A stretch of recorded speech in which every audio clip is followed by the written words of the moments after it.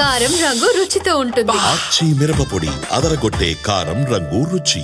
కొద్దిసేపటి క్రితమే ఎల్కతుర్తి వరంగల్లో సభ ముగిసింది. కాంగ్రెస్ ప్రభుత్వం అన్ని రంగాల్లో విఫలమైంది, ఇక యుద్ధమే అంటూ ప్రకటించారు కేసీఆర్.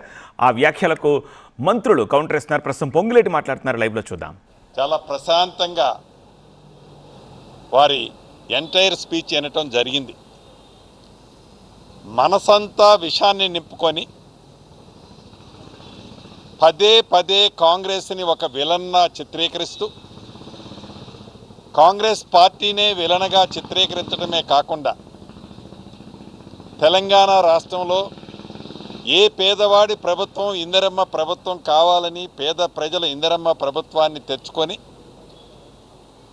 తెచ్చుకున్న ఈ 15 నెలలలో రాష్ట్ర ఆర్థిక పరిస్థితి ఆనాటి మాజీ ముఖ్యమంత్రి గారి చలవ వల్ల ధనిక తెలంగాణ రాష్ట్రం సుమారు 8,19,000 కోట్లు అప్పుల్లో ఉన్న